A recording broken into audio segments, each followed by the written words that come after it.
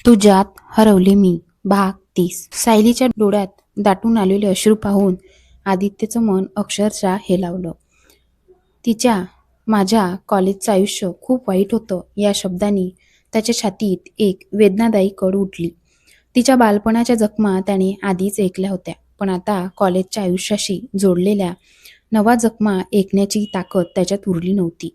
त्याला भीती वाटत होती. त्या आठवणी पुन्हा सांगताना सायली पुन्हा तुटून पडेल. सायली काहीतरी बोलण्यासाठी ओठ उघडणार इतक्यात आदित्यने तिचा हात हलकेच दाबला. बस सायली, तो शांत पण ठाम स्वरात म्हणाला.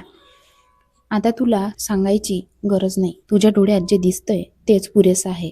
त्या आठवणी पुन्हा जगून स्वतःलाच त्रास देऊ नकोस. हे ऐकताच सायलीने डोळे मिटले. तिच्या पापणी खालून अलगद एक अश्रू ओघळला. तो अश्रू पाहताच आदित्यने दुसरा हात पुढे करून तो हळूवार पुसला.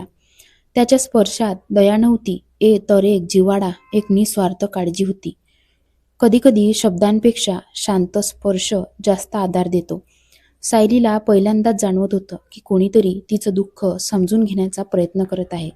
फक्त जाणून घेण्यासाठी नाही, तर ते हलकं करण्यासाठी. अश्रू पुसल्यानंतर आदित्यने अलगद तिच्या गालावर हात ठेवला. त्या स्पर्शाने सायलीचं हृदय जोराने धडधडू लागलं. त्या हातात तिला एक वेगळीच ऊब जाणवत होती. काही क्षण ती त्याच्या डोळ्यात हरवून गेली, मात्र पुढच्या क्षणी स्वतःलाच सावरलं. हा फक्त एका मित्राचा आधार आहे, यापेक्षा काही नाही, ती मनोमन स्वतःला समजावत होती. आदित्य शांतपणे म्हणाला, सायली, तू आता आयुष्याची नवीन सुरुवात केली आहेस. मग जे झालं ते बदलता येणार नाही, पण त्याच्या कैदेत आयुष्यभर राहायचंही नाही. भूतकाळ कायम आपल्या मागे असतो, पण आपण त्याला आयुष्याचं भविष्य बनवून द्यायचं की नाही हे आपल्या हातात असतं. इतकं बोलून तो अचानक शांत झाला. त्याने हळूच हात मागे घेतला आणि नजर दुसरीकडे वळवली, कारण त्या क्षणी त्याला स्वतःचाच तिरस्कार वाटत होता. जर मी तिच्या आईवडिलांबद्दल विचारलंच नसतं, तर ती इतकं सगळं सांगायलाच लागली नसती. तिच्या जुन्या जखमा पुन्हा उघडल्याच नसत्या. त्याच्या मनात अपराधीपणाचं ओझं वाढत होतं. काही क्षणांनी त्याने पुन्हा तिच्याकडे पाहिलं. सायली, खरं तर ही सगळी चूक माझीच आहे. मी तुझ्या आईवडिलांबद्दल विचारायला नको होतं. माझ्यामुळेच हे सगळं पुन्हा आठवलं. त्याच्या चेहऱ्यावरचा पश्चाताप इतका स्पष्ट होता की सायलीने लगेच नकारार्थी मान हलवली. ती काही बोलणार इतक्यात आदित्य पुन्हा म्हणाला, नाही, मला माहिती आहे. मी सहज विचारलं, पण विषय कुठे जाऊन पोचला ते माझ्याच लक्षात आलं नाही. तो पुन्हा गप्प झाला. सायलीला मात्र त्याच्या मनातलं सगळं कळत होतं. तिने अलगद त्याचा हात आपल्या हातात घेतला. नाही आदित्य, यात तुझी अजिबात चूक नाही, तिने शांतपणे पुढे सांगितलं. माझे आई वडील बाहेर गेले आहेत असं मीच तुला सांगितलं होतं. नंतर तू काळजीपोटी विचारलंस. ते चुकीचं नव्हतं, पण एक मित्र म्हणून विचारणं स्वाभाविक होतं. विश्वासाचं नातं इथे अधिक घट्ट होत होतं. आदित्य स्वतःला दोष देत होता, तर सायली त्याचाच अपराधीपणा कमी करण्याचा प्रयत्न करत होती. जे नातं फक्त ओळखीपासून सुरू झालं होतं, ते आता एकमेकांच्या वेदना सांभाळण्या इतकं जवळ येऊ लागलं होतं. सायलीने आदित्यचा हात अजून घट्ट धरला. उलट मला हे सगळं तुला सांगायचंच होतं आदित्य. तिचा आवाज शांत होता, पण प्रत्येक शब्द तिच्या मनाच्या तळातून बाहेर येत होता. त्या दिवशी तू विचारलं नसतंस तर मी कधीतरी स्वतःहून तुला सगळं सांगितलं असतं, कारण मला स्वतःलाच अपराधी वाटत होतं. आदित्यने प्रश्नार्थक नजरेने तिच्याकडे पाहिलं. सायली हलकसं हसली. तुला मी माझ्या आईवडिलांबद्दल खोटं सांगितलं होतं. आधी असतं तर कदाचित पुन्हा एखादं कारण सांगून तो विषय टाळला असता. पण आपण मित्र झालो आणि मला जाणवलं की मी माझ्या मित्रापासूनच सत्य लपवत आहे. ती काही क्षण थांबली. खरं सांगू, सुरुवातीला तुझ्यावर विश्वास ठेवतानाही मला भीती वाटत होती. हे ऐकताच आदित्यचं हृदय धस्स झालं, कारण तो जाणून होता सायली ज्याच्यावर इतका विश्वास ठेवत होती त्याच्याकडे अजूनही एक मोठं सत्य लपलेलं होतं. सायली पुढे म्हणाली, माझ्या आयुष्यात आजवर एकही मैत्री टिकली नव्हती. त्यामुळे तुझ्याशी मैत्री करतानाही मनाला सतत भीती होती, पुन्हा एकदा विश्वासघात झाला तर. तिने एक दीर्घ श्वास घेतला. पण या काही दिवसात तू माझा तो गैरसमज पूर्णपणे बदलून टाकलास. आदित्य तिचं प्रत्येक वाक्य न बोलता ऐकत होता. तू माझ्याशी कधीच वेगळा वागला नाहीस. मी अनाथ आहे म्हणून कधी दया दाखवली नाहीस. माझे आई वडील कोण आहेत आहेत की नाहीत यामुळेही तू कधी अंतर ठेवलं नाहीस. सायलीच्या डोळ्यात आता अश्रू नव्हते, तिथे फक्त कृतज्ञता होती. तू माझी ज्या पद्धतीने काळजी घेतलीस, माझ्या प्रत्येक छोट्या गोष्टीची ज्या मनापासून काळजी घेतलीस, त्यामुळे मला पहिल्यांदाच वाटलं की खरी मैत्री अजूनही अस्तित्वात आहे. सायलीच्या मनातला विश्वास हळूहळू पुन्हा जिवंत होत होता. अनेक वर्षांनी तिने कोणाला मनापासून मित्र मानलं होतं. पण हाच विश्वास ऐकताना आदित्यच्या मनात अपराधीपणाचं ओझं आणखी वाढत होतं. सायली पुढे म्हणाली, "आदित्य, तुझ्या स्पर्शातही मला कधीच खोटेपणा जाणवला नाही." तिने त्याचा हलकेच हात दाबला. मित्राचा स्पर्श असा असतो, सुरक्षित वाटणारा. हे शब्द ऐकताच आदित्यने त्यांच्या जोडलेल्या हातांकडे पाहिलं. त्याच्या छातीत एक वेदना उठली. ज्या विश्वासाबद्दल ती इतक्या खात्रीने बोलत आहे, जेव्हा तिला खरं सत्य कळेल तेव्हा विश्वास तुटला तर? या विचाराने त्याचे हात गार पडले. तो स्वतःशीच लढत होता. एकीकडे त्याचं काम आणि दुसरीकडे सायलीचा त्याच्यावर असलेला निश्चिम विश्वास. त्याला स्वतःचीच लाज वाटत होती. "आदित्य?" सायलीने हळूच त्याचं नाव घेतलं. तो भानावर आला. सायली मंद हसली. "तूच म्हणाला होतास ना, देव आपल्याला जन्म देतो, आई-वडील देतो, पण मित्र निवडण्याचं स्वातंत्र्य मात्र आपल्यालाच देतो." आदित्य शांतपणे तिच्याकडे पाहत राहिला. "पण मित्र निवडताना माझ्याकडून एक खूप मोठी चूक झाली होती." हे बोलताना तिच्या चेहऱ्यावरचं हसू पुन्हा विरून गेलं. डोळ्यात जुन्या आठवणींची सावली दाटू लागली. आदित्यला जाणवलं, आता सायली तिच्या कॉलेजच्या आयुष्यातील त्या काळ्या अध्यायाचं दार उघडणार होती आणि त्या दारामागे दडलेली वेदना ऐकण्याची तयारी त्याला करावीच लागणार होती. सायली काही क्षण शांत बसली. तिची नजर समोर होती, पण मन मात्र अनेक वर्ष मागे निघून गेलं होतं. तिने एक खोल श्वास घेतला आणि हळूहळू बोलायला सुरुवात केली. "कॉलेजला गेल्यावर माझ्या मावशीने मला एक गोष्ट सांगितली होती." आदित्य शांतपणे तिचं प्रत्येक शब्द ऐकत होता. त्या म्हणाल्या होत्या, "आता तू घरापासून दूर राहशील, तुझं आयुष्य तू स्वतः घडवशील, मित्रमैत्रिणी बनव, मोकळेपणाने जग, पण प्रत्येकावर लगेच विश्वास ठेवू नकोस. आधी माणूस ओळख, मग त्याला मनात जागा दे." सायलीच्या ओठांवर क्षणभर कडू हसू उमटलं, पण मी ती गोष्ट समजून घेतली नाही. आदित्यचं लक्ष आता पूर्णपणे तिच्याकडे होतं. "मी एका व्यक्तीवर खूप लवकर विश्वास ठेवला. काही दिवसातच माझ्या आयुष्यातलं सगळं त्याला सांगितलं. माझं बालपण, आश्रम, माझे आई-वडील नसणं, सगळंच." इतकं बोलत ती काही क्षण थांबली. तिच्या डोळ्यात पुन्हा तीच जुनी वेदना उतरली आणि तीच माझ्या आयुष्यातील सर्वात मोठी चूक ठरली. काही जखमा विश्वासघातामुळे होतात. अशा वेळी माणूस फक्त एका व्यक्तीवरचा विश्वास गमावत नाही, तर संपूर्ण जगावरचा विश्वास हरवून बसतो. सायलीच्या आयुष्यातही नेमकं हेच घडलं होतं. सायली पुन्हा पुढे बोलू लागली. "त्या दिवसानंतर माझ्या मैत्रीवरचाच विश्वास उडाला. मी स्वतःला सगळ्यांपासून दूर केलं. कोणी बोललं तर फक्त कामापुरतंच उत्तर द्यायचं. त्यापलीकडे कोणाशीही संबंध ठेवायचे नाहीत, असा मी निर्णय घेतला." आदित्यच्या डोळ्यात तिच्याबद्दलचं दुःख आणखी वाढलं.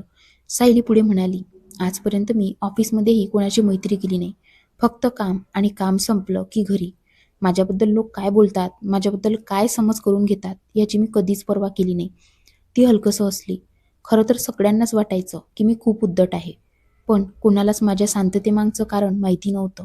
आदित्य काहीच बोलला नाही, कारण त्याला जाणवलं होतं, ही शांत मुलगी किती मोठं वादळ मनात घेऊन जगत होती. सायली पुढे म्हणाली, "ऑफिसमध्ये माझ्या विरुद्ध अनेकदा तक्रारीही झाल्या. लोक म्हणायचे मी कोणाशी मिसळत नाही, टीममध्ये राहत नाही. एकदा तर मला नोकरीवरून काढून टाकण्याचाही प्रयत्न झाला." आदित्य आश्चर्याने तिच्याकडे पाहू लागला, पण सायलीच्या चेहऱ्यावर हलकंसं समाधान उमटलं. "त्या कंपनीच्या मॅनेजरांनी माझ्या कामावर विश्वास ठेवला. त्यांनी स्पष्ट सांगितलं, व्यक्ती शांत असणं हा गुन्हा नाही, तिचं काम बघा." हे आठवताच तिच्या चेहऱ्यावर अनेक दिवसांनी खरंच स्मित उमटलं. ते खूप चांगले होते. आयुष्यात प्रत्येकजण फसवत नाही. काही माणसं आपल्या जखमा समजून घेत नसली तरी आपल्या कष्टांची किंमत नक्की ओळखतात. त्या मॅनेजरांनी सायलीला दिलेला विश्वास तिच्यासाठी अंधारातल्या एका छोट्याशा प्रकाश किरणासारखा होता. ती पुढे म्हणाली, "म्हणूनच मला ती कंपनी सोडायची नव्हती. मला नाशिक सोडायचंही नव्हतं." हे बोलताच ती अचानक थांबली. तिच्या चेहऱ्यावरील भाव क्षणार्धात बदलले. जणू तिच्या तोंडून नकळत एखादं गुपित बाहेर पडणार होतं आणि समोर बसलेला आदित्य तिच्याकडे एकटक पाहत होता. "म्हणूनच मला ती कंपनी सोडायची नव्हती." सायलीच्या ओठांवर हलकंसं हसू उमटलं होतं, पण पुढच्या क्षणी ते विरलं. जणू तिच्या मनोमन तिला सावध केलं होतं. तिने दचकून आदित्यकडे पाहिलं. आदित्यचे ओठ किंचित उघडेच राहिले होते. इतके दिवस ज्याचं उत्तर मिळवण्यासाठी तो प्रयत्न करत होता, ते उत्तर आता सायलीच्या ओठांवर येऊन थांबलं होतं. त्याच्या डोळ्यात उत्सुकता होती, पण त्याचबरोबर एक अनामिक भीतीही होती. काही सत्य अशी असतात की ती ऐकण्याची उत्सुकता आणि त्याच सत्याची भीती, दोन्ही भावना एकाच वेळी मनात उभ्या राहतात. आदित्यची अवस्था तशीच झाली होती. आज आज कदाचित मला सगळं कळेल," आदित्य मनात म्हणाला. सायलीने नाशिक का सोडलं, पुण्यात का आली, यामागचं खरं कारण आज समोर येईल. त्याच्या मनात अनेक विचारांची गर्दी झाली. जर आज मला सत्य समजलं, तर ज्यांनी मला हे काम दिलं आहे त्यांना मी सर्व काही सांगू शकेन. आणि त्यानंतर नाही, त्यानंतर मी सायलीला सगळं खरं सांगणार, तिची माफी मागणार. या विचाराने त्याच्या मनात आशेचा एक किरण चमकून गेला. पण दुसऱ्या क्षणी त्याची नजर सायलीवर गेली. सायली मात्र पूर्णपणे गोंधळून गेली होती. अरे देवा, मी काय बोलणार होते? ती मनातच स्वतःला सुनावत होती. योग्य वेळी मी थांबले, नाहीतर सगळं तोंडातून निघालंच असतं. तिची नजर पुन्हा आदित्यवर गेली. तो अजूनही तिच्याकडे उत्तराच्या अपेक्षेने पाहत होता. सायलीच्या छातीत धडधड वाढू लागली. आता तो नक्कीच विचारणार, मी नाशिक का सोडलं हे त्याला जाणून घ्यायचंच असेल. नाही, अजून नाही, मी त्याला आत्ताच काही सांगू शकत नाही. योग्य वेळ आल्यावर नक्की सांगेन, पण आता नाही. तिने स्वतःलाच सावरत एक दीर्घ श्वास घेतला. तेवढ्यात आदित्यचा शांत आवाज तिच्या कानावर पडला. काय झालं? तू अचानक का थांबलीस? काही क्षण तो तिच्या डोळ्यात पाहत राहिला आणि मग पुन्हा विचारलं, तू म्हणालीस ना तिथली कंपनी खूप चांगली होती, तुला तिथले लोकही आवडायचे, मग तू नाशिक सोडून पुण्यात बदली का घेतलीस? हा प्रश्न ऐकताच सायलीच्या हृदयाचा ठोका चुकला. तिने क्षणभर काहीच उत्तर दिलं नाही. तिचे डोळे आदित्यच्या डोळ्यात स्थिरावले. एका बाजूला आदित्यच्या मनात त्या प्रश्नाचं उत्तर जाणून घेण्याची तीव्र उत्सुकता होती, तर दुसऱ्या बाजूला सायलीच्या मनात एकच विचार सुरू होता, सत्य सांगू की पुन्हा एकदा ते मनातच दडवून ठेवू? विश्वासाचं नातं आता एका महत्त्वाच्या वळणावर येऊन उभं होतं. आदित्यला सत्य हवं होतं, पण सायलीला त्या सत्यामागच्या वेदना पुन्हा जगायच्या नव्हत्या. दोघे एकमेकांसमोर बसले होते, पण दोघांच्या मनात वेगवेगळं वादळ सुरू होतं. खोलीत काही क्षण पूर्ण शांतता पसरली. त्या शांततेत फक्त दोन नजरा एकमेकींना प्रश्न विचारत होत्या. एक उत्तर मागत होती आणि दुसरी ते उत्तर लपवण्याचा प्रयत्न करत होती.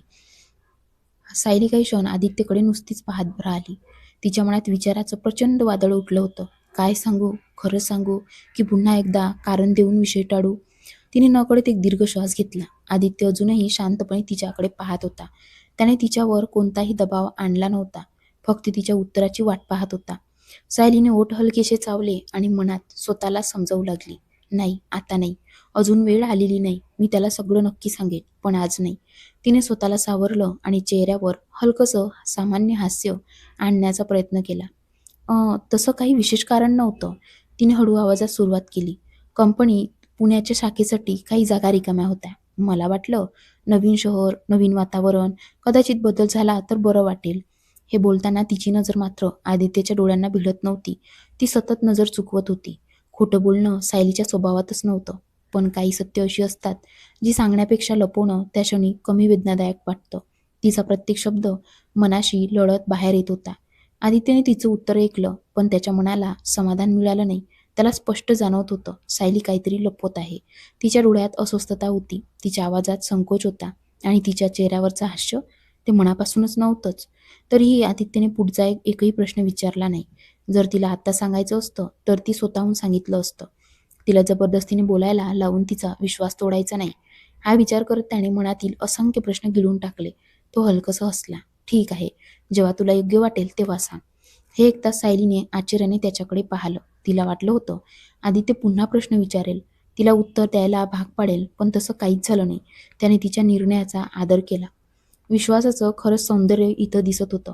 प्रत्येक प्रश्नाचं उत्तर लगेच मिळालंच पाहिजे असा हट्ट न करता समोरच्याला वेळ देणं, हेच खरं नातं जपण्याचं लक्षण असतं.